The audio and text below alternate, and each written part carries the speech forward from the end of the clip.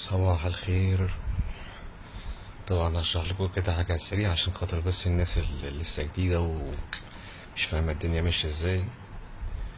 عشان بصراحة أنا حاسس الناس كده تايهة في الموضوع السيديا والجليبريك والكلام ده. بس هقولكوا على شوية حاجات نقط مهمة، ولو في أي حاجة انتوا محتاجينها يعني اطلبوها، وأنا إن شاء الله هعمل لكم شرح فيديو كل ما يكون في متاح وقت قدامي. طبعا احنا عندنا دي السيديا. السيديا دي اللي احنا بننزل منها التويكس أو الأدوات اللي احنا بنستخدمها عشان خاطر نغير شكل جهازنا. طبعا دي السورسز ده اللي هو ايه، السورسات بتاعتنا اللي احنا او المصادر اللي احنا بننزل منها كل حاجة. مثلا الادوات، سواء الادوات الخاصة بالشاشة، الخاصة بالسمزات، الخاصة بالصوت، بالشبكة، بالبتاع الستيتوس بار اللي هو الشريط العلوي اللي فوق ده، الايقونات، كل حاجة انت تقدر من الاخر باختصار الجليبريك ده تقدر تغير بيه شكل الجهاز بالكامل. يعني بتشوف جهاز تاني في ايدك، هو ده الجرافيك. تمام. إيه طبعا السورسات دي احنا بنجيبها وبنضيفها. عشان تضيف سورس طبعا انت بتدوس هنا على ايديت، وبعد كده بتعمل ايديت، وهنا بتكتب اسم السورس بتاعك اللي انت جايبه او عايز تحطه، وتدوس اديت سورس، السورس بيتضاف عندك. تمام.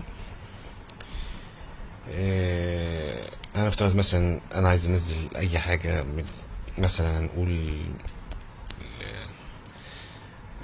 نزل المتجر بتاع ابكيك اللي هو بينزل التطبيقات المدفوعه ببلاش. هنخش على السورس بتاع ابكيك مثلا ده على سبيل المثل، ونخش مثلا هنا اهو ادي ابكيك. هنعمل مثلا كده انستل، ونثبت بينزل عندنا في الجهاز. وطبعا عشان يشتغل معانا لازم نثبت معاه مثلا الاداة دي. بص الاداة دي مهمة جدا جدا جدا لأي اب او اي حاجة هتنزلها من خارج الاب ستور. دي بالظبط كده عاملة زي بالبلدي كده زي الكراك اللي بيخلي اي اب ينزل عندك على جهازك، سواء من متجر او من اداة لينك ستور اللي انت بتنزلها في الاب ستور عشان تنزل منها التطبيقات المدفوعة ببلاش. تمام.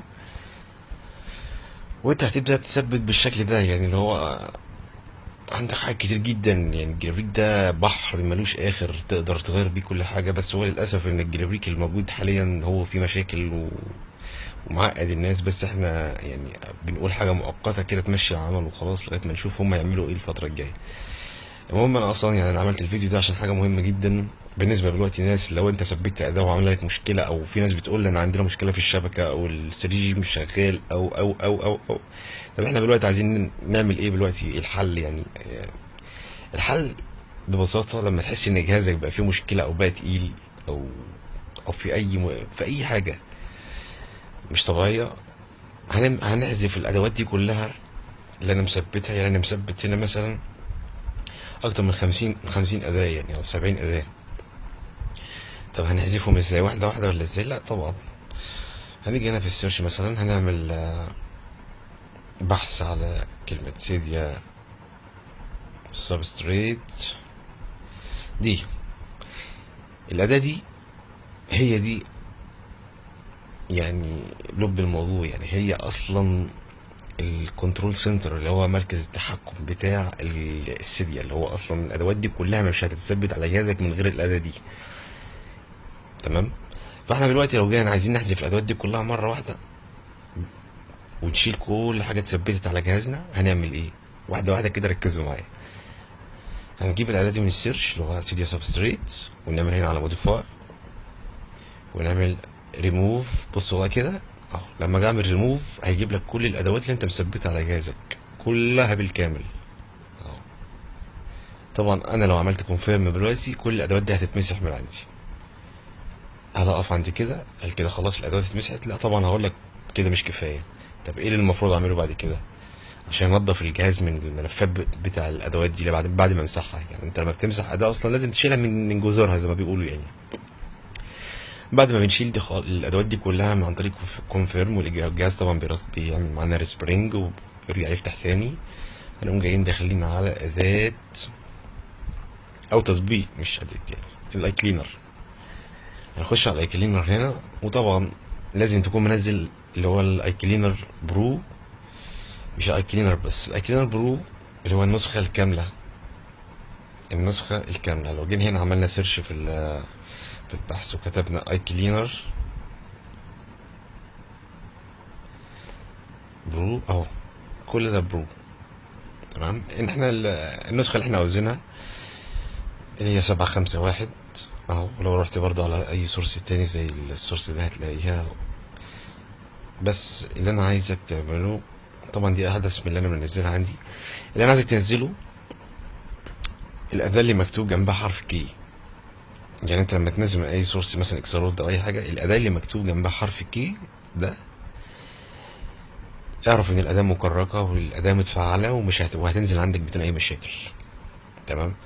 لو انت مش عايز تنزل بالطريقة دي، انت ممكن تنزل اداة اسمها اللي هي سي داون دي. الأداة دي بتخليك بتشتري كل حاجة في السيديا ببلاش، اللي هو أي حاجة مدفوعة في السيديا أنت عايز تشتريها هتجيبها هتنزلها كأنك اشتريتها بالظبط. وطبعا بما ان موضوع الشراء لسه ما اتفعلش في السيديا وما اتفتحش لغايه دلوقتي ومش هيتفتح دلوقتي اصلا، يعني في مشاكل في الموضوع ده، احنا ممكن دلوقتي انت لو جيت دخلت على اداه مثلا وقال لك لا يتعذر الشراء او غير قادر على الشراء، عن طريق الاداه دي مش هتظهر لك الرساله دي، هتقدر تثبتها برضو حتى لو الشراء فيها مقفول. اتفقنا. احنا دلوقتي نرجع بقى لموضوعنا، نخش على اي كلينر اهوت. هننزل اي كلينر برو ده. تمام. وبعد ما ننزله هنخش عليه. تمام. شايفين؟ طبعا الاي كلينر ده لازم تكونوا مفعلين الخواص دي كلها عشان تنظف جهازك من كل حاجه، ما تسيبش اي حاجه الا اللي هو ده، تقفل ده خالص. تمام. انا بس مش كنت عامله عشان كنت بنضف الجهاز من السيتي وكل حاجه، لان طبعا انا جيلي بريك قديم فنضفت كل حاجه يعني. فانت بالنسبه لك انت ما تعملش ده، خليه مقفول كده احسن يعني اهو. تمام. طيب ماشي. هنخش هنا على علامة الزائد اللي في الشمال دي، ونيجي لرابع خيار اللي هو البريفرنس فايلز ده اهو. رابع خيار 1 2 3 4. البريفرنس فايل ده فايلز ده لما تخش عليه هتلاقي كل الادوات اللي انت مثبتها على جهازك بملفاتها كلها اهو. البليست يعني بص لما نيجي نشوف هنا مثلا في نهاية كل سطر كلمة اسمها بليست. البليست ده اللي هو الفولدر كامل بتاع الأداة. تمام. احنا هنيجي طبعا عشان ننظف الجهاز من الحاجات دي بعد ما مسحناها اصلا من السيديا وخلاص مش مثبتها على جهازنا، بس ملفاتها لسه موجوده. شوف يعني انا لو مسحتها دلوقتي من السيديا حاجه، لو دخلت هنا هلاقي كل حاجه موجوده لسه. فاحنا هنقوم عاملين ايديت، هنضغط على ايديت فوق في اليمين. ولو جيت هنا مثلا دوس هنا على اي شرطه كده جنب مثلا اي اداه اهو، هيجيب لك ديليت. احنا بقى هنعمل ديليت لكل اللي انتوا شايفينه ده لغايه ما الصفحه تبقى عندنا بيضه خالص. حتى ده كمان عشان بس ما حدش يجي يسال ويقول لك حتى السيديا، هقول لك اه حتى السيديا اهو. انا لو مسحته دلوقتي حالا مش هيحصل حاجه خالص يعني. احنا هنمسح ده كله. بعد ما نمسح ده كله والصفحه تبقى عندنا بيضه، هنيجي هنا وهنعمل تنظيف بالاي كلينر، نعمل كلين. طبعا هينضف الجهاز ويشيل كل الملفات التالفه والملفات المؤقته والكاش وكل ده، والجهاز هيرستر يعني معانا ريستارت ويرجع يفتح معانا تاني. كده انت عندك السيديا نظيفة وتمام ومفيش في اي ولا اثر لاي اداة انت كنت مثبتها قبل كده. يا ريت تاخدوا بالكم من الحتة دي، عشان في ناس بتقول لك دلوقتي انا عندي مشكلة اعمل ريستور واعمل ويلوز في الجهاز ومش عارف يعمل ايه. هو ده يعني اسرع واسهل حل انا شايفه، وانا بتبعه اصلا من زمان جدا ومفيش اي مشاكل يعني. لما بحس ان عندي مشكلة في الجهاز بعمل كده. الحاجة التانية اللي عايز اقولها لكم، لو انت ثبت اداة بالغلط او في اداة حصل فيها تعارض وحصل مشكلة معاك والجهاز وقف معاك على على الشعار بتاع اللوجو بتاع ابل وما بيفتحش خالص، هتعمل ايه؟ كل المفروض اللي انت المفروض تعمله هتضغط هوم وباور، الهوم مع الباور 10 ثواني لغاية اول ما تشوف الابل ظهرت قدامك على الشاشة، هتشيل ايدك من على الباور بسرعة وتخلي ايدك زي ما هي موجودة على الهوم. تمام. وتقوم رايح لزر الصوت، اللي هو الزرار بتاع الصوت، وتضغط لفوق الزرار اللي فوق. تمام. يعني انت هتضغط هوم مع باور لغايه ما ما الابل تظهر قدامك على الشاشه، واول ما تظهر الابل هتشيل ايدك من على الباور تقوم رايح على الصوت لفوق، تضغط لفوق مع الهوم، ما تشيلش ايدك خالص عن الاتنين لغايه ما الشاشه تفتح معاك. انت كده هتخش على وضع السيف مود. يعني ايه وضع السيف مود؟